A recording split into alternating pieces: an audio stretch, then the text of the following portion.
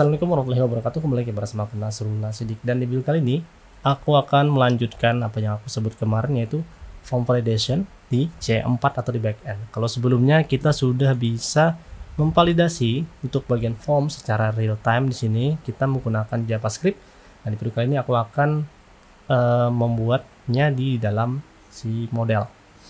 Sebenarnya untuk CI itu validation ada di bagian controller juga, seperti di CI3. Tapi di C4 dia juga sediakan fitur untuk di dalam model. Nah, di dalam tutorial kali ini aku akan menggunakan validation yang ada di model. Sedangkan untuk validation di form, di sini kalian bisa coba sendiri, linknya ada di deskripsi, dan atau kalian bisa cek aja di user guide di CI-nya langsung.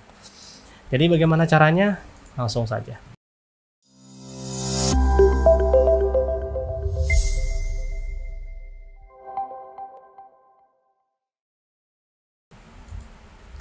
Pertama adalah kita harus dulu mengubah requirement-nya ini jadi tidak ada ya, karena kita mau cek kan. Setelah itu juga untuk pristine yang kemarin aku hilangkan dulu biar kita bisa bypass sistemnya. Nah, biar bisa kayak gini. Nah, sekarang formnya sudah error dan inputan juga bisa seperti ini. Sekarang kita akan coba untuk berikan dia validasi. Secara konsep antara di validation yang ini, yang aslinya dengan yang model itu sama sebenarnya. Hanya saja di model kita disediakan aja fiturnya gitu. Dan bagaimana yang lebih mudah ya, kalau aku sukanya di model karena bikin kontrol kita lebih rapi aja. Oke, kita buka dulu ya. Aku tidak pakai headset monitoring, aku harap suaranya bagus aja sih. Oke, sekarang kita coba untuk bikinnya. Pertama adalah kita ke bagian model ini tadi, kita validation rules ya. Validation rules. Nah, kayak gini. Yang ini. Nah, ini dia. Kita langsung ke model kategori. Oh iya, untuk yang video ini, tutorial ini aku tidak akan letakkan di Webkit CI, ini tambahan aja. Nanti langsung tiba-tiba masuk di Webkit CI, tapi ini masuk di bagian materi CI aja. Biar teman-teman mudah untuk cari judulnya. Oke, kita langsung masuk ke validation rules. Validation rules di sini adalah posisi kita untuk menyeting validasi yang perlu kita lakukan. Untuk validasi kita bisa langsung aja memasukkan nama fieldnya. Di sini ada untuk required. Nah, kayak gini, username kita ganti dengan kategori nama. Jadi di sini validasinya dibentuk dengan menggunakan tanda apa namanya? Lurus kayak gini. Jadi kita pisah-pisah untuk jenis-jenis validasinya. Sini kita required, setelah itu apa numeric space yang diizinkan, nggak boleh spesial karakter berarti. Setelah itu panjang minimal adalah 3. Dan untuk kategori deskripsi, sini kita bisa cuman required aja. Oke, selanjutnya selesai, kita langsung aja coba untuk simpan. Kita kosongkan. Dia berhasil simpan? Enggak. Dia langsung tidak bisa disimpan ketika kita sudah menyeting validasinya di sini. Selanjutnya bagaimana kita menghandle validasi ini biar kelihatan lebih bagus. Karena kalau kayak gini seakan-akan masuk tapi ternyata tidak. Jadi di bagian controller tentu juga kita harus update. Kita ke kategori, setelah itu kita ke bagian save. Nah, ketika kita melakukan save, insert atau segala macam, itu ada proses yang namanya return ya. Ada sebuah return yang namanya true. Jadi kalau ada yang error, itu berarti dia tidak true. Kita coba ganti di sini adalah save. Aku namakan save. Setelah itu kita coba daidam save. Nah, setelah itu tambah. Kita isi dulu datanya, simpan. Nah, dia nilainya true dari proses save. Jadi dia akan tersimpan datanya. Nah, tapi kalau kita tidak isi, maka boolean adalah nilainya adalah false dari modelnya. Jadi bisa kita kategorikan if save, jika save sama dengan true, maka kita akan lanjut ke proses simpan, informasi simpan dan redirect. Tapi kalau tidak, kita akan menuju ke halaman kategori form, dan juga bisa kita send juga request ID kita kayak gini. Jadi ketika dia sukses, maka dia akan lanjut ke halaman kategori dan informasi selesai tersimpan. Tapi kalau tidak, dia akan redirect lagi ke kategori form. Ini sebenarnya metode akal-akalan gua aja. Secara default di proses CI itu ketika error dia langsung memview form kita. Tapi kalau aku menggunakan metode tersebut, form kita itu kan ada konfigurasi kayak gini nih. Ada URL, title, dan itu tidak hemat untuk codingnya. Jadi kurang clean lah menurutku. Kalau ini kita letakkan lagi di bagian sini. Nantinya jadi seperti ini. Seperti itulah kira-kira. Dan itu kurang bagus. Jadinya aku akal-akali dengan redirect aja. Jadi kita kembalikan aja ke formnya. Sekarang kita simpan lagi. Nah, dia akan kembali nih. Nah, dia nggak kemana-mana. Tapi kita tidak dapatkan informasi apa yang terjadi gitu. Misal kita DEDS gitu, kita simpan. Ya apa ini? Nggak paham. Kita sebagai user juga bingung. Apa ini maksudnya? Nah, untuk melihatnya lebih baik lagi, maka untuk error itu kita bisa simpan ke dalam session. Jadi session set plus data. Jadi kita akan menggunakan set plus data.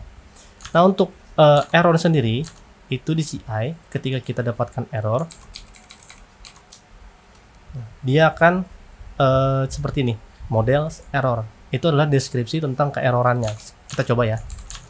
Sebelum kita splash data, biar kita bisa lihat bersama. Mungkin teman-teman kurang ngerti. Jadi nama model, setelah itu errors. Kita mau tahu errornya apa. Simpan. Nah, ini adalah errornya dan beserta informasi errornya itu. Kayak gini. Selanjutnya, tadi kita lanjutkan untuk mengirim sessionnya. Jadi nanti semua informasi error akan kita kirim ke dalam session. Aku namakan session validation ya. Ini bebas terserah kalian. Session flash data validation. Setelah itu kita refresh, kirim. Tidak terjadi apa-apa karena belum kita tampilkan. Kita kembali ke form view di sini, form kita. Setelah itu di sini kita lakukan proses pengecekan session. Nah, get plus data. Ini sama seperti kita membuat alert kemarin. Get plus data, setelah itu di sini validation. Jadi ketika ada plus data, session flash data validation, maka kita akan menampilkan errornya. Alert danger. Oh, salah ini. Ketinggian posisinya bukan di sini. Di form kita. Oh, di sini.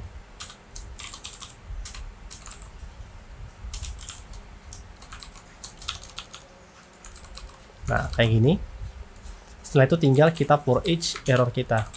For each. Nah, kita ambil aja set flash data validation kayak gini. Itemnya tetap item. Cukup seperti ini aja. Sudah. Jadi kita akan for each menampilkan informasi errornya apa aja. Kita coba lagi save. Nah, ini adalah error yang kita dapatkan. Jadi kategori nama field itu harus diisi, kategori deskripsi harus diisi. Jadi ya seperti itulah. Tapi permasalahannya adalah ketika kita menyimpan ini di FDF misalnya tersimpan, inputan kita juga hilang. Padahal dia tidak error. Nah, itu males kan kalau kita input ulang. Sama seperti ketika kita mau update data, di FDF ini kita mau ganti aku. Deskripsinya kita kosongin ceritanya, simpan. Aku kita tadi hilang. Nah, itu bagaimana cara mengatasinya? Cara mengatasinya juga sama, kita kirim dalam bentuk session lagi. Jadi, flash datanya di sini kita aku namakan hash form aja ya. Yang ceritanya dia punya data. Setelah itu kita kirim aja nilai dari post kita tadi. Jadi semua yang kita post kita kirim dalam bentuk session. Sehingga di form nanti setelah get, ini kan proses dari form yang kategori ini, standarnya kita nggak perlu tatik lagi, tapi kita bypass aja di bawahnya. Jadi dengan if jika session lihat flash data hash form, jadi kalau ada session hash form, maka data yang akan kita tampilkan, yang kita ekstrak adalah data tersebut, bukan data dari controller formnya kita. Nah, tinggal kayak gini, setelah itu kita simpan. Jadi ketika kita update, aku oke, sukses. Ubah aku deskripsi kosong. Nah, aku ingin. Nah, jadi tetap error, tapi inputan kita tetap tersimpan. Padahal sebenarnya inputan kita masih berupa aku. Jadi seperti itu untuk validation, untuk form validation ya di model. Dan untuk bagian form ya kayaknya sama aja. Satu lagi sebelum aku tutup, yaitu kita bisa mengubah judul informasi errornya. Kategori model misalnya di sini kita bisa message-nya kita ganti. Nah, kategori nama misalnya. Setelah itu kita bisa deskripsikan kalau required artinya wajib diisi. Nah, nama kategori wajib tidak boleh kosong. Nah, kayak gitu. Jadi kita bisa custom satu-satu seperti ini. Atau kita bisa pakai language ya. Kalau itu aku kurang tahu untuk di C4, belum pernah coba juga untuk bahasa, kayaknya bisa sih. Jadi nama kategori tidak boleh kosong. Jadi ketika kita tambah, simpan, nah nanti informasi errornya akan sesuai dengan yang kita inginkan. Dan ini satu-satu sih. Kategori nama, kategori deskripsi, kategori tidak boleh kosong. Nah, kayak gitu. Dan kalau kalian mau tampilan yang ini lebih bagus lagi, kalian bisa aplikasikan di dalam masing-masing formnya, tapi itu agak panjang. Nah, aku kasih contoh satu ya. Ini kita copy untuk yang for ini di kategori, misalnya kita iset karena kita mau cek ada nggak nilai array berupa kategori nama. Kalaunya ada, maka kita akan langsung echo. Sini kita echo. Nah, kayak gini. Jadi ketika ada nilai validation dengan keys-nya berupa kategori nama, array-nya tadi, maka kita munculkan informasinya. Jadi kita kayak gini, simpan. Nama kategori tidak boleh kosong. Jadi bisa seperti itu, mau yang teks doang bisa, span, text danger misalnya. Oh, error. Kayak gini, span, text danger. Nah, bisa juga. Jadi terserah kalian lah untuk membuat tampilan lebih menarik. Tapi kalau aku senangnya adalah untuk validation sekedar kayak gini tadi aja, yang standar ini aja. Tapi sebelum di input kita sudah melakukan pengecekan terhadap apa saja data yang yang akan disimpan oleh user. Jadi seperti ini. Nah, tetap seperti ini. Dan untuk backup kedua, ketika ini bisa dijebol, maka yang validation di backend tadi yang kita akan jalankan. Jadi sebelum disimpan, kita sudah validasi duluan, biar lebih interaksi, lebih mudah lebih bagus interaksinya dengan user kita. Oke, jadi seperti itu aja video kali ini untuk pembahasan form validation, khususnya di bagian models. Untuk validation di form aku di controller, aku tidak akan jelaskan karena aku juga belum pernah sempat coba. Dan memang ini lebih lengkap ya untuk penggunaannya dibandingkan dengan models yang kayak tadi aja. Oke, gitu aja.